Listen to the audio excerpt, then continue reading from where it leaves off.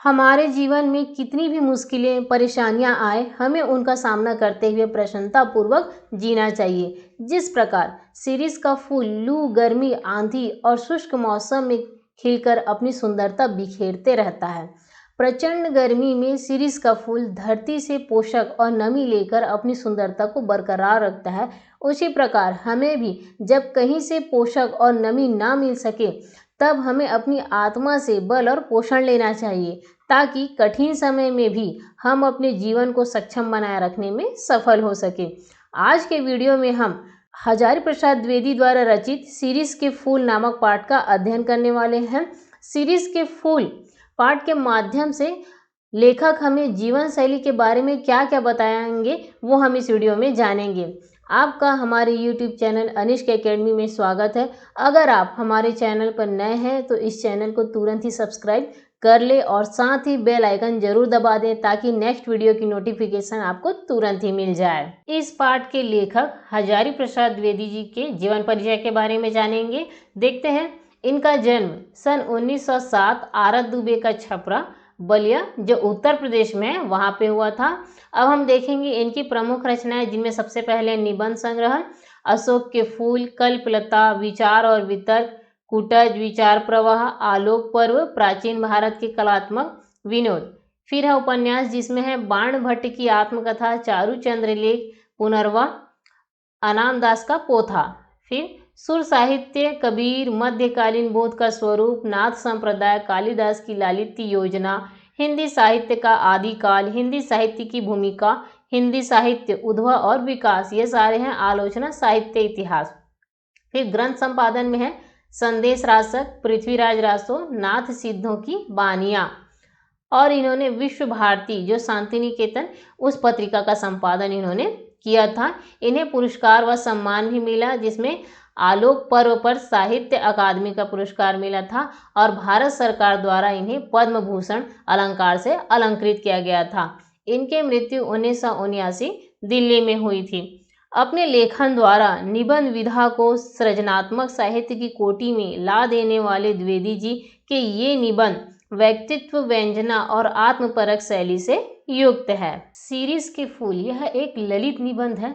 इस पाठ में शिरीष के फूल की तुलना लेखक ने कई सामाजिक विषयों से की है। जहाँ पे लेखक बैठे हुए हैं, बैठ के जो लेख लिख रहे हैं, उनके आगे पीछे दाएं बाएं बहुत सारे शिरीष के पेड़ लगे हुए हैं। और उस समय का जो मौसम है वो ज्येष्ठ की जलती धूप, जो जेठ का महीना होता है उस समय बहुत ही ज़्यादा गर्मी होती है, तो उसकी जलती धूप उस समय जो यहाँ पे दिया है धरित्री, धरित्री का मतलब होता है धरती, और यहाँ पे दिया है निर्धूम, निर्धूम का मतलब होता है धुआं रहित, अग्निकुंड आग का कुंड। उस समय जो धरती है वो धुआं रहित आग से लिपटी हुई नजर आती है, मतलब बहुत ही ज़्यादा गर्म रहती है। उस समय शिरीष का पेड़ नीचे से ऊपर तक फूलों से लद गया था। तो लेखक का कहना है कि गर्मी के समय बहुत ही कम पौधे या पेड़ होते हैं जिस पे फूल लगे होते हैं। तो ये जो शिरीष का पेड़ है, इसमें कम फूल इस प्रकार की गर्मी में फूल सकने की हिम्मत रखते हैं कि शिरीष के पेड़ जो है वो प्रचंड गर्मी में भी इस धरती से नमी और पोषण लेके अपने पेड़ पे फूल खिलाते हैं और अपनी सुंदरता को बनाए रखते हैं। तो यहाँ पे लेखक का ये कहना है कि जिस तरह से शिरीष के जो फूल हैं इतनी प्रचंड गर्मी में भी खिले रहते हैं, तो उसी तरह से हमारे जीवन में भी बहुत ही तकलीफ़ें या परेशानियाँ क्यों ना हो, अपने जीवन में संघर्ष करते हुए हमें आगे बढ़ना चाहिए।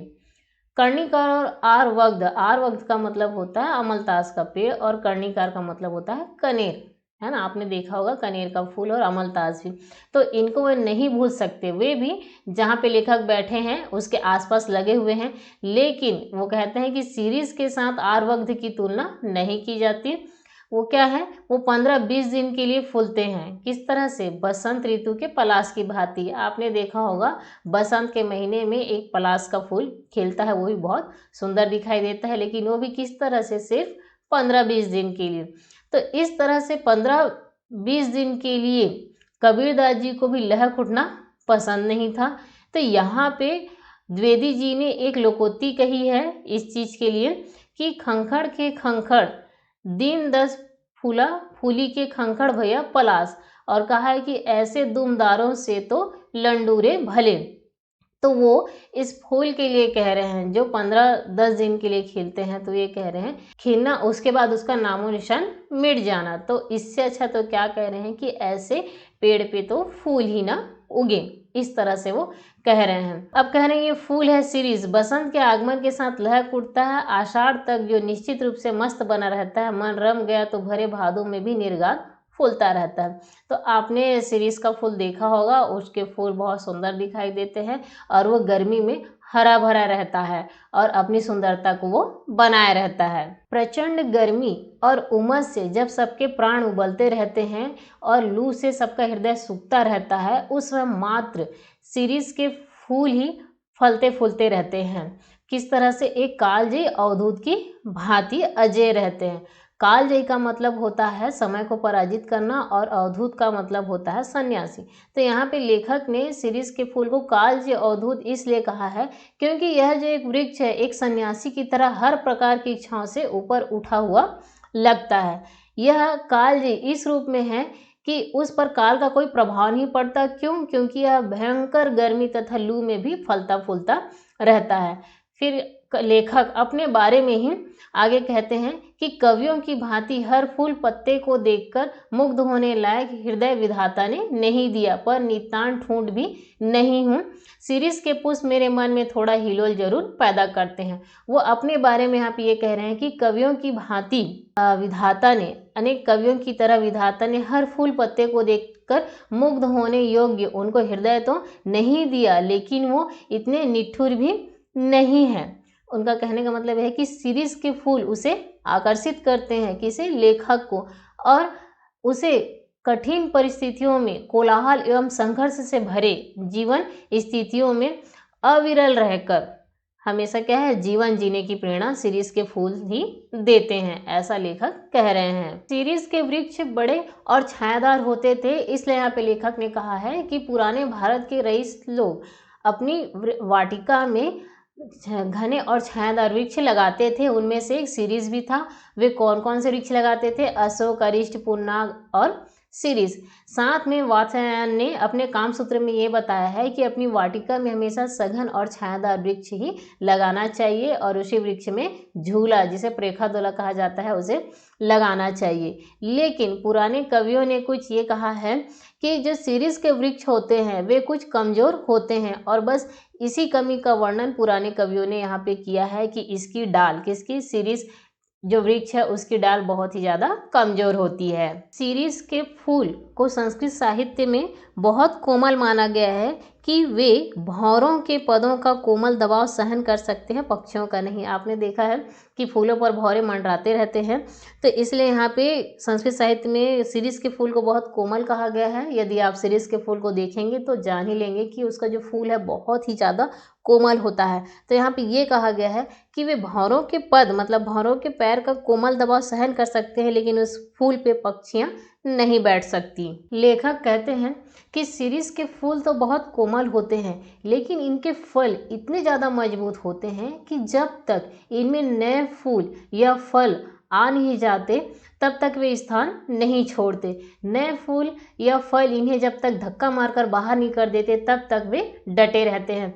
तो लेखक यहाँ पे इसकी तुलना आज के नेताओं से कर रहे हैं कि वे कहते हैं कि मुझको देखकर वैसे नेताओं की बात याद आ जाती है कि ये अपनी जगह पे जब तक जमे रहते हैं जब तक कि नई पीढ़ी के लोग आकर इन्हें धक्के मार के बाहर नहीं कर देते। लेखक सोचते हैं कि पुराने लोग समय रहते ये समझ क्यों नहीं जाते कि जो फला है उसका झड़ना निश्चित है। महाकाल देवता जो सपासप कोड़े चला रहे हैं, जो कमज़ोर होते हैं वे झड़ जाते हैं और जो मजबूत रहते हैं वहीं टिके रहते हैं। लेखक कहते हैं कि शिरीष एक अद्भुत अवधूत है। अद्भुत का मतलब आश्चर्य, सबसे अलग। अवधूत का मतलब होता है सन्यासी, जिसे सांसारिक मोह माया से कोई मतलब नहीं है, जो अपने आप में मस्त रहता है। इसलिए कहा गया है कि शिरीष जो है वो वातावरण की नमी से रस खींचकर भयंकर लू के समय भी हरा भरा दिखता है। चाहे कितना सुख हो या दुख हो वो बिल्कुल भी हार नहीं मानता। और यहाँ पे लेखक ने सीरीज को क्या कहा है, कबीर सीरीज के समान है। कबीरदास जी जो कवि हैं उन्हें आप जानते हैं, उनके दोहे आपने पढ़े होंगे। तो कबीर जी को सीरीज के समान कहा है कि वो मस्त, बेपरवाह, सरस और मादक है, क्योंकि कबीरदास जी को आप जानते हैं वो अपने आप में मस्त रहते हैं, बेपरवाह रहते हैं, उनको किसी से कोई मतलब नहीं है, वे अपने आप में मस्त रहते हैं, भक्ति भाव में जमे रहते हैं। और कालिदास जो है वो अनासक्त योगी है, कवि फक्कड़ होता है। यहाँ पे लिखा क्या है, फक्कड़। फक्कड़ का मतलब क्या होता है, जो अपने आप में मस्त रहता है और इधर उधर घूमता रहता है। कहने का मतलब संसार की चिंताओं से लापरवाह और अपने आप में मस्त होना, उसे ही फक्कड़ कहा जाता है। फिर लेखक यहाँ पे कहते हैं कि कर्नाट राज की जो प्रिया विजिका देवी ने है, वो संसार में 3 ही कवि को कवि माना है। उसमें सबसे पहले कहा है, एक ब्रह्मा जिसने वेदों को रचा, और दूसरा वाल्मीकि जिसने रामायण, और तीसरा व्यास को कहा है जिसने महाभारत की रचना की।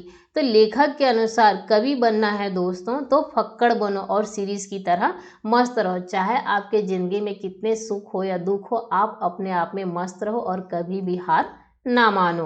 कालिदास एक अनासक्त योगी की स्थिर प्रज्ञता और विदग्ध प्रेमी का हृदय पा चुके थे, और उनका हर श्लोक हैरान कर देने वाला है। उन्होंने शकुंतला के रूप सौंदर्य का वर्णन किया है, और राजा दुष्यंत शकुंतला के प्रेमी थे। उन्होंने शकुंतला का चित्र बनाया, किंतु रह रहकर ये सोचते थे कि कोई चीज़ छूट गई है। उन्होंने शकुंतला के कानों में शिरीष का फूल लटकाया, जिससे केसर उसके गलों तक लटके हुए थे। कालिदास सौंदर्य के बाह्य आवरण को भेदकर उसके भीतर के आंतरिक सौंदर्य तक पहुंचने में सक्षम थे। सुमित्रानंदन पंत और रविंद्रनाथ भी अनासक्त कवि थे। उनके अनुसार राजोद्यान का सिंह द्वार अंतिम रास्ता नहीं होता, बल्कि वह आगे की अन्य वस्तु को दिखाने का इशारा है। शिरीष के फूल लेखक के मन में तरंगे पैदा कर देते हैं। उसे आश्चर्य होता है कि इस चिलचिलाती धूप में शिरीष इतना सरस कैसे बना रहता है। सरस मतलब सरल। जब शिरीष के फूल धूप, वर्षा, आंधी, लू में खड़े रहते हैं तो देश मार काट, अग्निदह, लूट पाट, खून खराबा के होते हुए भी स्थिर दृढ़ क्यों नहीं रह सकता। यहाँ पे लेखक प्रश्न कर रहे हैं कि जब शिरीष के फूल इतनी प्रचंड तपती धूप में, है ना, आंधी लू में मस्त खड़ा रहता है, तो देश में मार काट, अग्निदह, लूटपाट, खून खच्चर का जो बॉर्डर बना हुआ है वो क्यों दृढ़ नहीं हो सकता। तो गांधी जी इन्हीं परिस्थितियों में स्थिर रहे थे। यहाँ पे जो लिखा है, अपने देश का एक बूढ़ा रह सका था, तो एक बूढ़ा यहाँ पे महात्मा गांधी जी को कहा गया है।